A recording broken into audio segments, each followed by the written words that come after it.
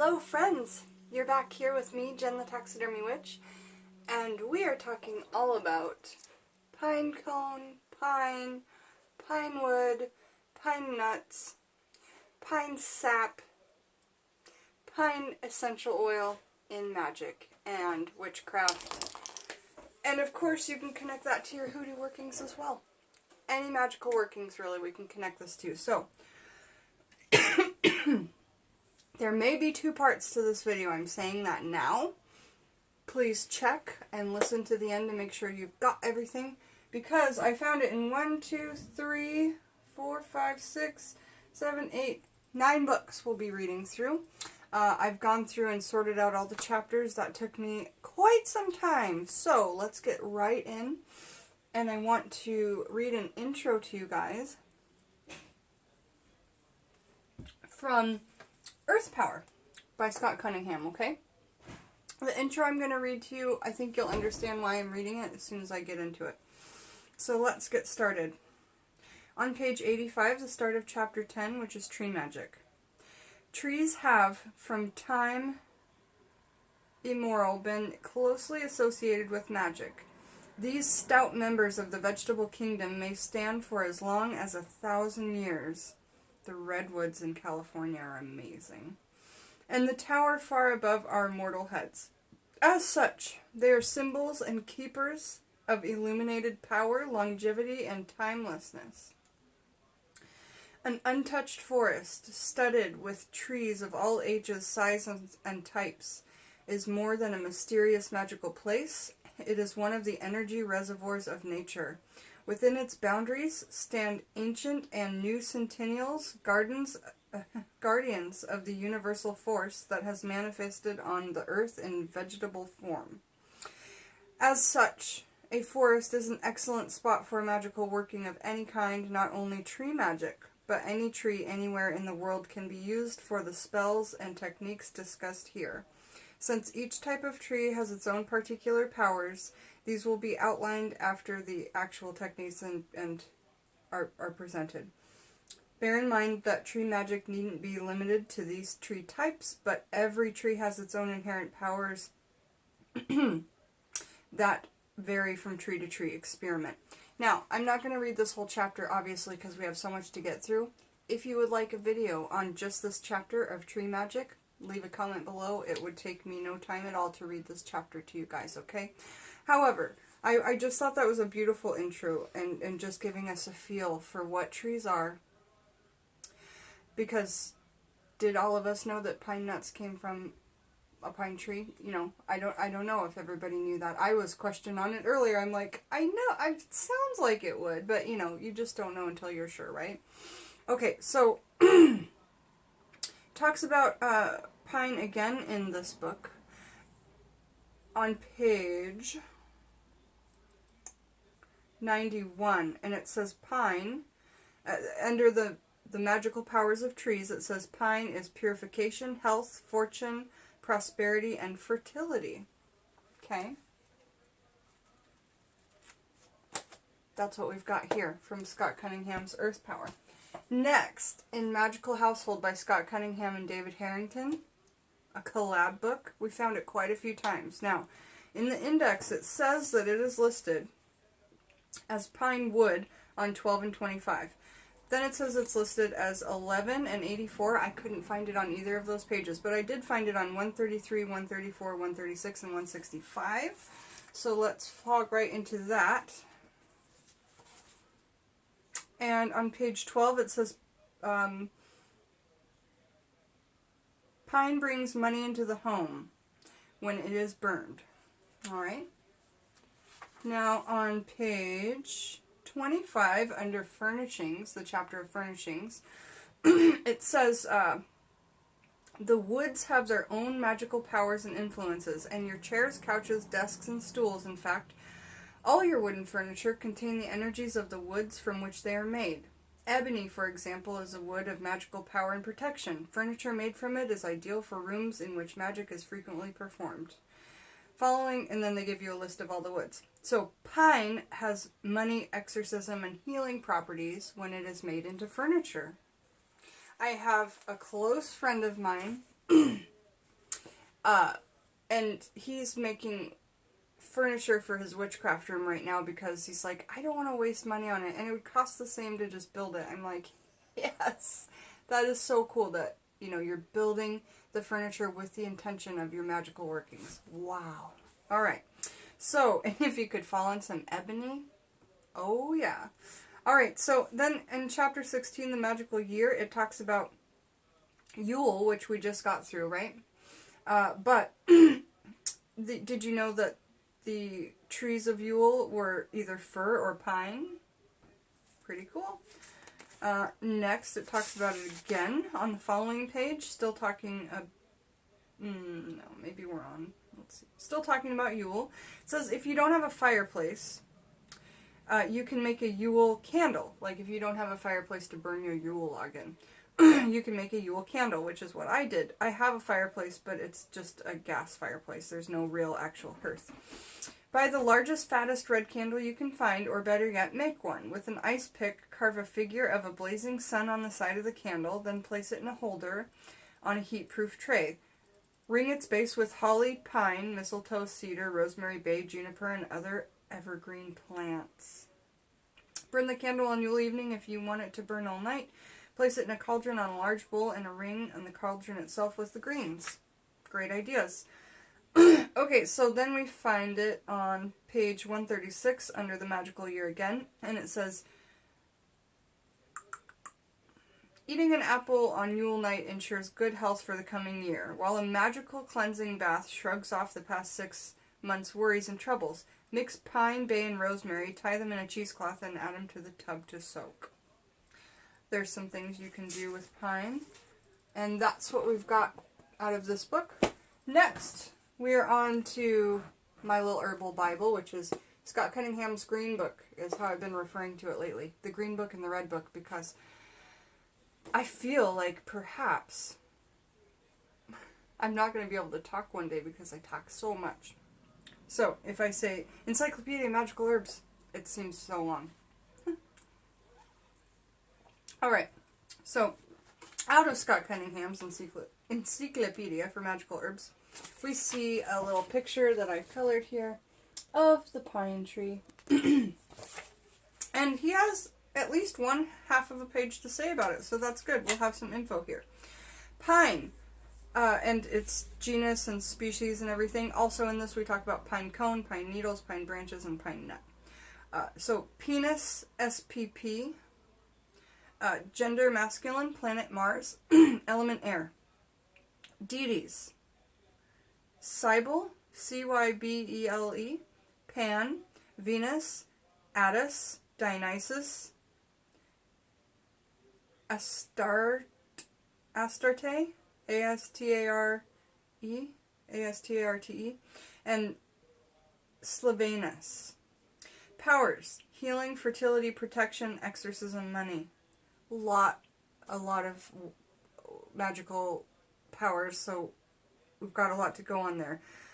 If you forget, those are some pretty major ones, so chances are it'll help you if you forget and just throw some pine in there intuitively, because those are really main ones people work with. Healing, fertility, protection, exorcism, money. Magical uses. The cones. The cones. These are 2 different cones that I found locally. And here's this cutest cone when it's not yet opened compared to when it's open. So, the cones from pine trees are carried to increase fertility and to have a vigorous old age. So if we were doing a mojo bag, if you could find a tiny pine cone, if you could find a small pine cone or break apart pieces of pine cone to put into a mojo bag, that'd be great for fertility, because it says to carry it on you. Or you could just throw one in your purse, just at the bottom of your purse. Okay, so increase fertility and to have vigorous old age. A pine cone gathered on midsummer, still retaining its seeds, is an awesome magical object, for it is For if its possessor eats one pine nut from it every day, it will make him or her immune to gunshots. So I suppose if there was a soldier in an area where there was pine cones, that could be something that would be really protective. Or if for some reason you're afraid of gunshots, if you live in a bad part of town, I'm serious. Some people live in bad parts of town where when they go out, they're afraid of gunshots. This could be something you could do if you live in a major city and you are out and about, you take the bus, etc. I've been in that place before where I've been afraid of that. Downtown Seattle is not like the best area to be in. I'm sure it's not as bad as a lot of other places, but still. Alright, so pine needles. These are beautiful. They smell good too. Does not smell like a Yankee Candle. It smells like pine needles. Alright. Pine needles are burned during the winter months to purify and cleanse the house. So you could literally just throw them in your stove when it's burning, or burn pine wood and the needles will be in there too. Scattered on the floor, they drive away evil, the needles. And when burned, exorcise the area of negativity. They are also used in cleansing baths. Pine needles are burned to reverse and send back spells. Now, we're in a full moon right now. This is a great time to be doing banishing workings. So if you're going to do anything like, or a return to sender, something like that, pine needles are burned to reverse and send back spells. I'll say it again because this is information I need at the moment. Pine needles are burned to reverse and send back spells. Great. Branches of the pine. Here's just a big branch that I thought I could make into a wand because I like the weird 3 pokies at the end. I thought, and I like working in 3s, I thought that I could put 3 different stones on the end. I just recently got amethyst, clear quartz, and citrine points to work with on things I make for custom orders in my Etsy. And so I thought that would be really cool. Alright. Branches of the pine placed above or over the bed keep sickness away. Or, if they weren't placed in time, aid the ill. So if the person's already gotten sick, they can aid the ill as well as keeping it away. So a preventative or a treatment. In Japan, it was customary to place a pine branch over the door of the house to ensure continual joy within. For the leaves are evergreen. A cross made of pine needles, so taking a couple pine needles. These were all fallen things that I found while I was waiting outside of work, and my work bag was like empty, so I literally filled it up with all these pine cones, and there's even more. I had like a big kind of backpack that day. Seriously, it was so much. The green on top was from my Norfolk Island pine, which there's a whole different thing, but it is still in the pine family. So if you were to take pine needles and make a cross out of them, it would, then you could use like dental floss to tie that together. You could use just sewing thread, but something small because these are tiny. So cross made of pine needles placed before the fireplace will keep evil from entering through the fireplace. And that is a place where you want to keep an eye on because evil does go in and out of the fireplace. Pine is also used in money spells, and its sawdust is a base for incenses. So, you know, if you're like a lumber person and you're cutting, or you're, even if you're just working with pine wood floors or something, the dust that comes from the sawing, that's what they're talking about. The sawdust is a base for incenses. Okay? I feel like straight from this, we should now go to Scott Cunningham's Incense, Oils, and Brews, okay? Because we've now talked about it for incense, and it just kind of worked out well like that. I also want you guys to see what I'm drinking. The Young Thai coconut that I'm always talking about. It looks like a brain, really. Get you up close. Can you see the textures of it that look like a brain? So I was able to cut this with the whole thing just staying intact. I'm really happy with that. And then I got these glass straws off of Amazon. I love them. That way you can see if the juice is clear. And as you know, I make potpourri with the shells. So, alright, let's read. Because we're already 15 minutes in. We might be able to do this in one video, I hope. So, there's a lot of places it comes up in this book. It gives you a suggestion for a good incense blend using frankincense, pine, and basil. And we're reading this. On page 46, it says that pine needles or resin or the pitch is a frequently used material in incense making, in magics. And then on page 57, it's talking about simple incenses. These are one herb incenses that can be burned on charcoal when needed. They aren't mixtures. I didn't include them in the following alphabetical. In effect, they're instant incenses, needing no mixing or measuring. Simply grind and empower with your intention before you use them. Get your mortar and pestle, grind them up, that's it. Simple incense. Pine's in here, and it says smolder for money, purification, healing, and exorcism. Alright? Now, we're going to go back toward the back of the book, where basically what it just said, healing for all those different things. I looked it up and found it. They've got some amazing indexes in the back here. And it says not only just like pine's good for it, but what type of pine. The wood, the dust, the this, the that, the oil, the resin, okay? So that's really awesome. But it does just say what I exactly just said to you already. I don't think I left anything out.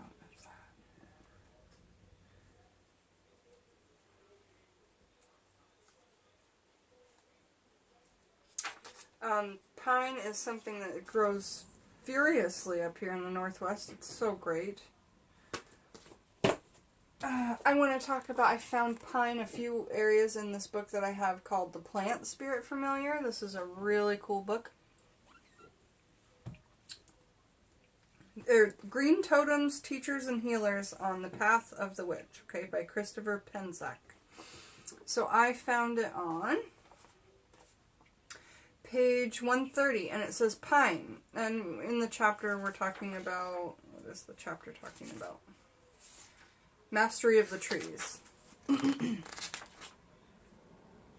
Pine is a tree of leadership and endurance. Pines, being evergreen, last throughout the winter. Some associate them with the goddess being an eternal principle even in the depth of winter, while others see them as an immortal aspect of the green god, which would be, right, Bacchus, the horned god Kronos, right? Am I right? I don't know a ton about the Celtic side of deities. I'm still learning, but the green god, I believe, is what I'd said. Though the god Dionysus was represented by a thyrus, a fennel stalk with a pine cone affixed to the top of the ivy wrapped around it, so directly connected with Dionysus. In either case, the pine helps us preserve through the darkness and coldness in life, as it preserves through the darkness of winter, as pine needles and sap are used in purification and healing rituals. So remember, you separate those two. Oh, and it's so funny, it just said pine wrapped with ivy. Y'all, maybe Dionysus was calling to me this week, because I just collected a bunch of pine and ivy and I didn't really know why. So I'll meditate on that for sure. Alright, so let me get back to this. In either case, the pine helps us preserve through the darkness and coldness of life, as it preserves the darkness of winter. As pine needles and the sap are used in purification and healing rituals, so too does the plant spirit of pine help us heal and purify. Okay, next we find it, and it's just giving a green circle incense under cleansing and preparation. So this would be an incense good for cleansing and preparing for casting a circle. 3 parts frankincense resin, 2 parts white pine needles, 2 parts lavender flowers, and 1 part angelica. Alright, next we find it on page 240, and it's talking about, and we're in the chapter of the blood runs green, and it says, to call the power of the east, light a small cauldron in the east filled with sacred woods. These sacred woods could be oak, pine, hazel, birch, and ash would be appropriate. Avoid willow as it's aligned too strongly with the element of water. Really cool. So pine in the east. I don't think we found that from any book so far. And remember, I don't have a lot of books on Wicca in particular, unless they're by Scott Cunningham. Okay. Next, we're going to talk about how it relates in food, okay? And first we're going to read out of Supermarket Sabbaths, where really we get a second opinion on their magical properties. When we talk about food magic, we're talking about ingesting it, not using it in your cauldron or a little spell or working or a witch's bottle. We're talking about the properties of the same exact herb, but when you ingest it, the magical is different, okay? So that's why I separate them.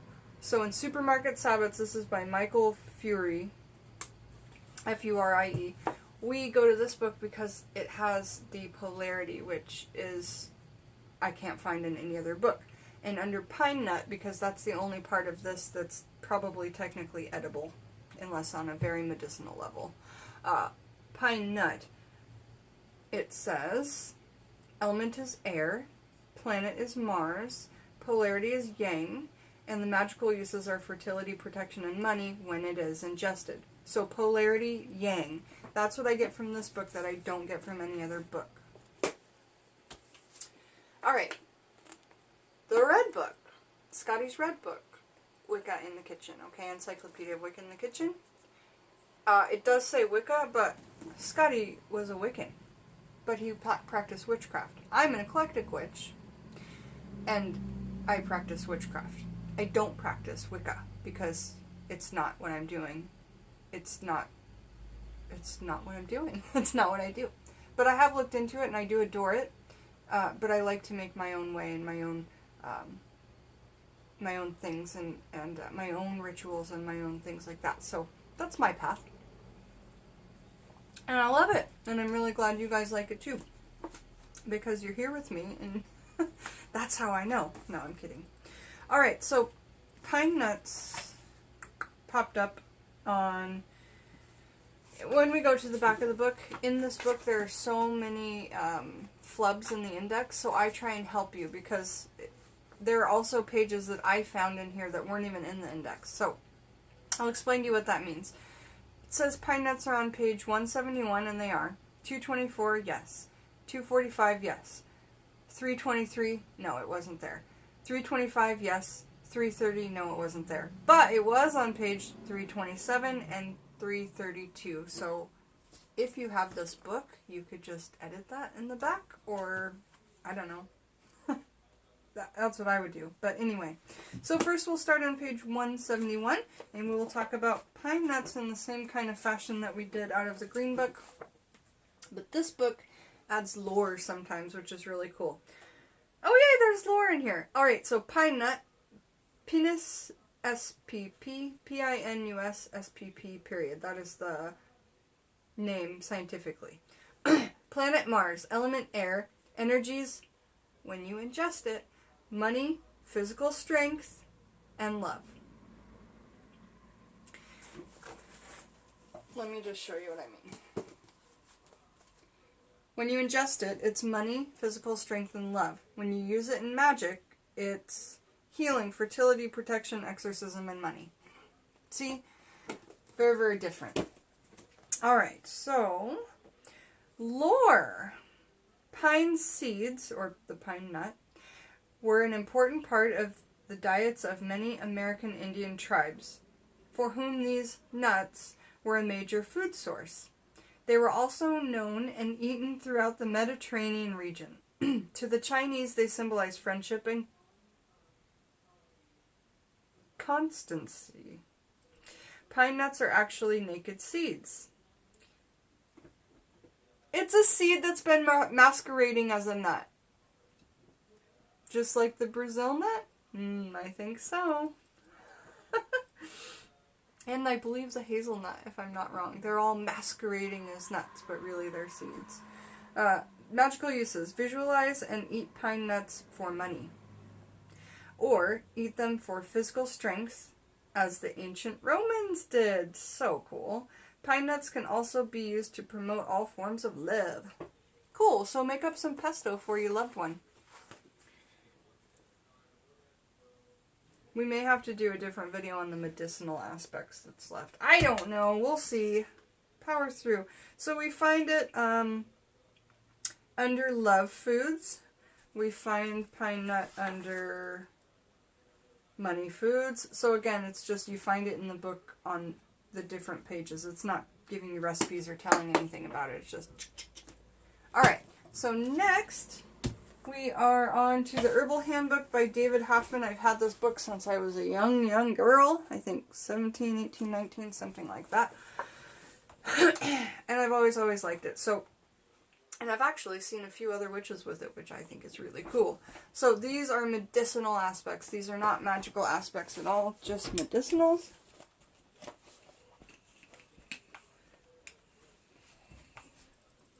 Alright, so...